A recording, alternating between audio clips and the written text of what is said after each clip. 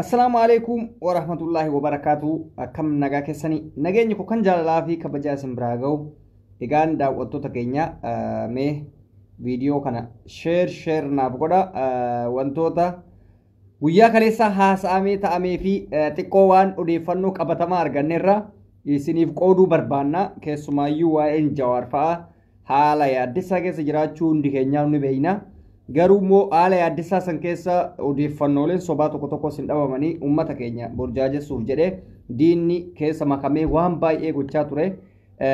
Akkasumas Jawaar fa'aa ammas guyyaa kurnaffaa isaanii nyaata malee jiraachuu ganama kana abukaatoowwan isaaniitii fi akkasuma jaarsoleen amantii hedduun achitti argamanii nyaata akka nyaataniif gaafatanis garuu isaan deebiin isaanii lakkii jedhaniitiin deebii baay'ee deebisanii so hunda caalaa kan nama aarsu maalinni diina fi nama keenya adda wallaalanii odeeffannoo diinatiin burjaaja'u isatu nama guba. Keessumaayyuu guyyaa kaleessa odeeffannoo diinni nuu kenne odeeffannoo xalaanni eddoodhaan nutti galche fayyadamneetiin akka hin taanetti sammuu walii jeeqaa turre jechuudha. Innis maalinni waa'ee ambulaansii saniiti. Waa'een ambulaansii sanii miidiyaa feesbuukii gubbaa fudhatame.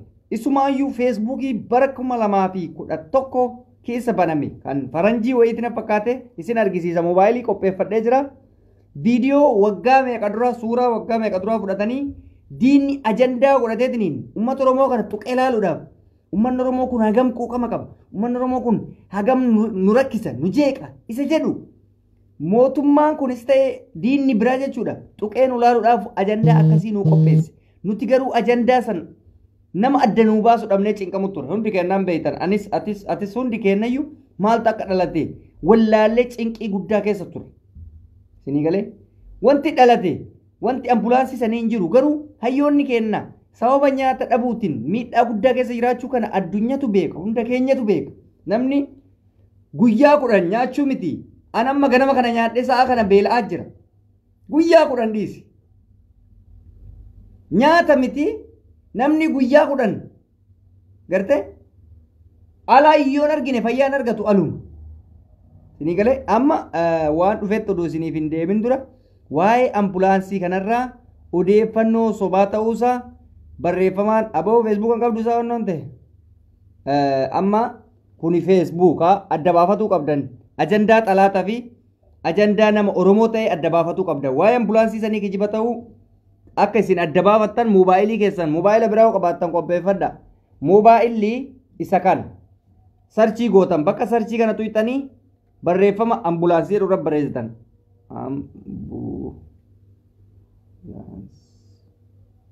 Barreeffama ani barreesse argitanii ambulaansii jedheenyi jedha argitanii sarchii gootan.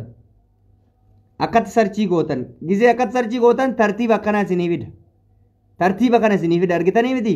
Gizee tartiiba kana isinii fide footoo bakka jedhu kana tuyxan bakka footoo jedhu. Kuloo footoo irratti tuqee jiraan. Argitanii footoolee ambulaansii baay'ee fida. Isa keessa ambulaansiin edaa isii tana ta'uu hin beeytanii ambulaansii sana irratti gatuytan. Kuloo yeroo ambulaansii sana irratti gatuytan isa kana isinii fida. Eenyu abbaan ambulaansii kana maxxanse? Rahmat Exbraagaa jedha. Ambulaansii bara 2011 maxxansaa bara 2011 ilaalaa sirriitti addaan.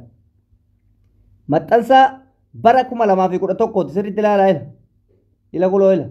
Baangaalii wayiitiin na fakkaate. Ambulaansichi immoo kama edaa san.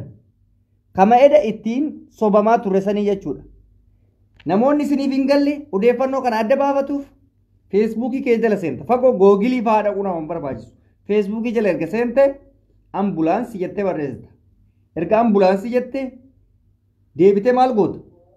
Sarchi goota. Sarchi gaafa gootu footoo bakka jedhu sanitti achi tartee tuyita. Yeroo footoo fiddu suuraalee ambulaansii baay'ee sii fida. Isa keessa ati kan edaa isaa irratti gatuyita. Eenyu akka maxxanse yoom akka maxxanfame adda baafattaa jechuudha. Kana jechuun maal jechuudha? Ajandaa kana ajandaa diinni nuu kenne ta'uu adda baafachuudha qabdanii jechuudha. Ambulaansii kun yoo barbaaddan maqaa namichaa sarchii godhadhaa kuloo bara 2011 keessa maxxanfame maxxansiin kun argitanii. Kanaan nu tuttuqaniitiin rakkoo wayii uumuudhaaf fakkeenya haa jennu fakkeenya ambulaansii kanaan nu tuqan ummanni keenya miira keessa galee Jawaar fa'aatu rakkoo keessa galee jedhee hiriira yookaan waa wayii qaallitti sanitti hin ba'a. Hiriira saniin sababeeffatanii hayyoota keenya achitti gadi ukkaamsuudhaaf ilaa beekuu qabdan. Tasa namni keenya beekuu wallaalee jira rabbi dhugaa rabbiititti namni keenya shaaxiroomuu qaba. Madda odeeffannoo barbaaduu qaba durse. Amma jarri karoora isaanii akkam ture beeytanii? Isaan akka nyaatan laaffifatanii hin beekan. Akka guyyoota hanga kanaa nyaatan nyaanne hin beekan. Gaafa kana Oromoo ajandaa kijibaa akkanaa kanaan tuqanii erga tuqanii booda Oromoon akkuma gaafa Hacaaluu san qaallittitti yaa'ii wayii yookaan waca argitanii lola wayii uumanii lola san keessa jarri mootu dhukaasa adda addaa bantee Jawaar fa'aa achi keessa akka barbaadde gochuuf shira wayii irratti xaxuuf wanni kun dhufe ergixanyaan harka dhibba itti amanee jira waan kana waan akka shira ta'e. Ani galgalan argine ture akkuma isinii akkuma nu hunda keenyatu iyyuu cinqamaa turre hundi kenna maaltu dhalate maal ta'ee barreeffama raayyaa abbaa mancafaa laallee barreeffama warra ayyoota ala kanaa jirtu laallee waa hedduu laallee rifataa ture. Ni galee amma diinni tooftaa akkasiisaniin hayyoota keenya ukkaamsuu barbaadaniiti. Kanaaf nuti maal gochuu qabna? Boo'icha akka sanaa osoo hin taane madda odeeffannoo adda baafannee erga adda baafannee booda karaa barbaachisaa ta'een karaa hayyoonni keenya ittiin miidhamuu hin dandeenyeen argite yoo gara qeerroo kakaasutti deemne malee karaa amma akka edaasaniin isaaniif hin milkaa'in malee nu balleessanii turan akka isaaniititti. Galata rabbii hin milkoofneef garuu silaa hayyoota keenyarra rakkoon ga'ee ture. Jarri waan biraan barbaadu. Qaallitti basanitti namni keenya dhaqee akka yaa'ii lola wayii godhu barbaadan. Loluma isaan keessa dhukaasa adda addaa boombii adda addaa darbatanii achi keessatti isaan dhaamsuu barbaadan. Garuu du'aayi rabbiitii fi du'aayi namaa waan bira jirtuuf hayyoota Oromoo waa tokko hin taane kabajaan jiranii garuu haalli isaan keessa jiran ammas hamaadha. Ganama kana abukaatonni isaanii dubbisanii maatiin deemanii abbootiin amantaa naannoo sanitti argaman warri Oromoodha dursanii dhaqanii gaafa abukaatoon dhaqan jaratu jira obsaa jedhaniini odeeffannoo kan amma reefu argine achi booda nyaata kan akka nyaataniif garuu gaafannaan abadan jedhan duun eebbanna malee inyaannu ijjannoo kenna ka jedhu namoota 20tu lagatee lagannaa kana yaa'u namoota maqaa keessaa beeynu yaamna malee nama 20tu lagate. Kana jechuun maal jechuudha? Waa lamaaf lagatan akka dhuunfaa kiyyaatti. Inni tokko abdii kutannaa uummata kenna. Uummanni kenna Jawaar fa'aa aarsaa tokko hin kafalle yoo dhugaa dubbatu ta'e. Namni kenna akka arrabsitanii hin beeka. Akka nama arrabsitanii hin beeka. Aarsaan uummanni Oromoo Jawaar fa'aa hidhaadhaa baasuuf kafale hin jiru. Dhibbatti sararee si hima. Guyyaa lama guyyaa sadii gaafa Hacaaluun duusan immooshin ta'ee fedha keessa galee akkas naqabaa gara naqabaa fedha keessa galee itti beekisunuyyuu. Immooshin waan jedhamu san keessa galee dubbachaa ture malee namni Jawaar achi keessaa baasuuf baqqalaa achi keessaa baasuuf gara alaatii ta'ee gara keessattiin wanti masu'aatiin kafalame yookaan immoo aarsaan kafalame takka hin jiru kanatu abdii isaan kutachiise tokko jedhe. Lammaffaa mootummaan akka barbaadetti hayyoota waan si dhibu keessaa kaleessa jechuudha. Kaleessa warri Jawaariin gaafa ijaan arge luka dhungatuuf gad jedhee fiigu. Warri Jawaari makana mallaqaanuyyuu osoo argine jedheetiniin argite garana fiigee garas fiigee waltajjii ni deemu hunda barbaadu. Garuu har'a aangoo irra qabatee abbaa irratti ta'ee mana hidhaa keessatti poolisii sarelleen buchillaan argite warri kaleessa suuraa wajji ka'uuf fiidu.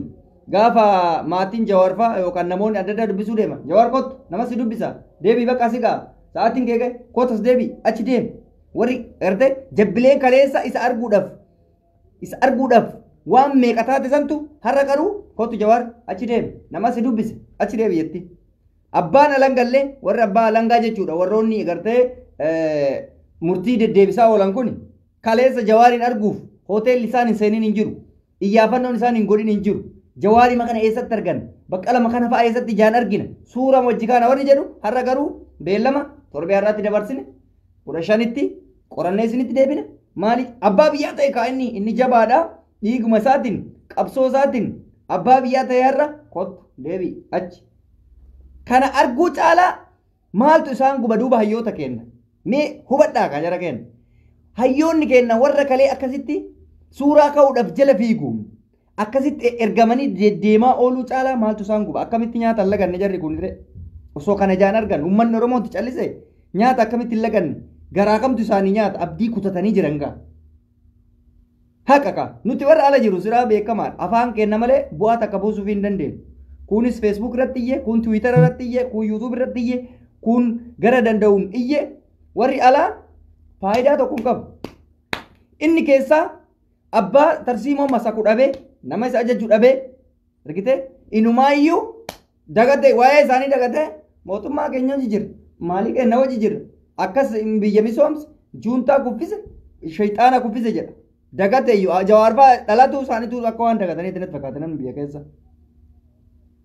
Lakki uleen baafamanii tumaa maal jennee adaba qabna. Uleen hin baafamne ummanni isaanuma dagatee iyyuu kana osoo argan jawaarbaa duuba akkamiin nyaatan.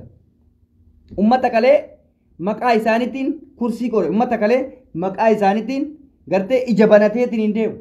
Ummata Oromoo ta'uu isaa kaleessa isaanirraa barate. Har'a gaafa waa'ee isaanii lafaan kaasne isaan garuu buchillaan kaleessa isaan arguuf akkas godhachaa turtu gaafa akkatti ajajju yoo argan akkamitti nyaatan. Abdii maaltu jira? Kanaaf Oromoon maal gochuu qabaa? Akka ambo kutannoodhaan ajaja nama tokko malee ol ka'ee fincila kaase sanitti argite ajaja nama tokko malee argite ka abbaan arge aangoo sitti argisiifatu osoo hin taane amma naannawa godina Shawaatitti sarara baamee jira hiriirri barattootaan sanuu hiriirri barattootaan bahe immoo hamaadha 2014 keessa fi 13 keessa yuunivarsiitii Haramayaa fi Jimmaa kanatti fincila ka'een fincilli diddaa gabrummaa osoo hin dhaabatin har'a ga'ee guyyaa san jechuudha. So fincila Oromoon barattoota kaaste kanatti fayyadamee qeeroon Oromoos itti dabalamuudhaan wanti hundi ta'amuu qaba. Waa'een Jawaar fa'aa yaaddoo hamaa keessa jira. Abdii kutannaa kanarraa isaan deebisuu qabna. Nama arrabsuu fi miidiyaa kanarratti akka argine waan argine ajandaa diinni nuu kenne kijibaan oofnee argitee booyuu ila waa takka isin hima jecha fokkattuu hanjibu takka isin himu maal jedha namni kenna osoo Haacaaluu aarsan barbaadame kafalamee deebisuu danda'ame taate ni deebisnaa jedhan. Akka Haacaaluun hin deebine waan beekaniif akkas jedhan yoo akkas taate aarsaan barbaachisu kafalamee yoo baasu isa deebisuu taate aarsaa barbaachisu kafalaatiniin Jawaar fa'aa baasaa ka warri jiru warri bahuu danda'u isaanii namni du'e galuu hin danda'u barki jiba aarsaa silaa kafalamuu nama du'eef hin jiru jedhanii osoo aarsaan kafalamee isa deeffannaa jedhan isa du'ee miti isa jiru deeffadha gaafa inni jiru qofa gaafa inni du'e qofa wayyoo maalii jedhanii walii boo'uu kanarra isa gaafa jiru waliif bo'anii gaariidha gartee kana jechuun waan hammeenya waan fokkata baay'isawee koomentiin keessatti mul'atu namni kana arrabsu nan abdadhaa maaliif hin beeka nama kenna yoo waa'ee gaarii namas dubbattu siif ila namni nama arrabsu duraan warra jabbileeta biltiginnaa agartee ijoollee qoshaashota biltiginnaa takka turte qoshaashan biltiginnaa hifattee dhiiste arrab amma keenyumatti rarebbo gaafa ati waa'ee hayyootaa dubbattu maa dubbatta gaafa ati callistu maa callista siin jaan akkamitti callista akkamitti dhiista kanas dhiba sooqun wal arrabsuuf wal xiqqeessuu osoo hin taane wanti ummata biyyaa keessumaayyuu qeerroo biyyaa akka inni hin dubbannee fi akka inni bakka taa'u hin kaane godhe wal arraba biyya alatti nu godhaa jiru kana jarruu wal hin taane nuti maal jenna waan akkasii ka jedhu keessa jira waan ta'eef so waa'ee Jawaar fa'aa laaftutti hin laalina hammeenya hamaa keessa jiran halaaka cimaa keessa jiran ilmi namaa guyyaa 10 waan nyaanne jechuun ani akkuma waan lubbuun hin jirretti ni taalla namni dhiini namaa kun barri yoo waa nyaatte socho'aa yoo waa nyaanne ani ganama kan nyaadhe har'a ganama kan nyaadhe sa'a 5 dur amma beela'u jira sa'a gan ofii keetimee guyyaa soomaa laali sooma keessa sooma isa rabbiif jette isa jannata kee bitachuuf jettee soomtu san halkan takka akkatti laaffifattee akkatti ija kana banatu dadhabdee galgala dirqiin shorbaa takka ol qabatte jarri garuu har'a guyyaa 10 waa hin nyaanne jechuun sammuu kee keessa yaadi abdii kutannaan isa kanaa olii hin jiru osoma nyaatanii iyyuu amma sa'a kanatti nyaanni isaanirraa gaddeemuun miidhaa guddaa isaaniif qabaa jechuudha argite kana waan ta'eef hundi keessanuu sagalee kana adda osoo hin kutin gartee rakkoo hammeenya diinni isinitti kennu kana keessumaayyuu waa'een ambulaansii galgalaasuu soba miidhaa jararraa tooftaa jararraa warri amma seentan akka tasaa yoo jiraattan ambulaansiin edaasuun ambulaansii kijibaati miidhaa qaallittii keessatti wac adda addaa godhanii gochuudhaaf kan ajandaa nu uumanidha kuloo ambulaansiin kan kijibaati kabara 2011 dura baangaalii wayii maxxanseedha gartee Oromoon Jawaar fa'aa rakkoon wayii uumamuun oolu jedhee fiigee qaallittii akka jeequuf gaafa qaallittii jeeqe immoo lola addaan kaasanii warra amma dhufee haasaa jira lola an kaasanii lola san keessa mootu ummata achi keessa jiru san miidhuudhaaf karoora guddaa karoorfameedha waa'een ambulaansii sanii jechuudha. Kuloo ambulaansii yoo barbaadan akkaataan isin itti argatuu dandeessan feesbuuk keessan mata duree irratti ambulaansii jettanii barreessitan. Erga ambulaansii jettanii barreessitanii sarchi gootanii la kuloon ambulaansii sarchi ta'etu tana tuyxan. Gisee sarchi tuyxan suuraalee baay'ee akkanaa isinii fida. Footoo bakka jedhutti footoo tuyxan argite footoo bakka footoo jedhu san tuyxan. Footoo san erga tuyxanii suuritti baay'eetu dhufa kan ambulaansii baay'eetu isa keessa kan edaa sun iseetan argitanii irratti gad tuyxanii ilaaltan. Argitanii eenyu akka maxxanse yoom akka maxxane kuloo laalladha. Bara 2011 Deemseembarii maxxanfame garte. Kanaan ambulaansii qaalitti dhufte jedhanii nu jaajessanii uummanni Oromoo akka ilaal haaree Jawaar faa rakkoo godhatuun oolan jedhanii qaalitti fiiganii qaalittiitti jeequmsa kaasanii achitti mootummaan immoo akka nama nageenya eegsisuu godhee rakkoo wayii qaalittiitti uumuudhaaf karoora guddaa karoorfame ta'uu jala sararii beeki. Kun karoora guddaa karoora jeequmsa guddaa abbaa fedheenuu haa ta'u uummanni Oromoo ittiin balleessuudhaaf kaafame ajandaa diinaa akkanaa tanarraa of eeguu qabdan irra deebitanii ila namoonni tokko namanne hin beeka an koomentii argaan jiruuf malee hin beeka akka soba jedhan irra deebi'ee isinitti hima feesbuuka keessan seenaa warri moobaayilii of biraa qabdan feesbuukuma seenta laal noormaaliif feesbuuka seenta mata duree sarchi jettu sanitti ispeelingii odoondoo gongorre ambulaansii jedhii barreessi ila kulool ambulaansii jedhee barreessi mata duree irratti sarchii tuqadha kuloolaa sarchii yoo godhu suuraa akkan naa fida footoo bakka jettu ta'an tuyxan dirqama suuraa san sinii fiduuf erga footoo tuyxanii ambulaansii baay'ee jira isii keessaa ta'edaa sun isii tanaa mire isii mataa irra dhoofta irra deebite garte kuloo akkanatti sinii fida suuraa sun yoo maxxanfame maal jedhee maxxanse mata duree irrattu maal jedhe ambulaansii madhee maxxanse bara guyyaa 20 Deekseembar alfeenuu waahid idaashar 11 arabii kanan beeku dhiifama kuloo ele bara 2011 jechuudha. So ajandaan kuni maaliif akka uumame asirraa abbaan barbaade beekuu hin danda'a jechuudha. Ajandaa diinni isinitti kennetti hin fayyadamina. Egaan wanti nani kana hunda dubbachuu danda'eef ajandaa diinatiin hayyoonni kenna akka miidhamneef argite ajandaa sobaatiin akka nu jalaa miidhamneef waan kana isinii fide jechuudha.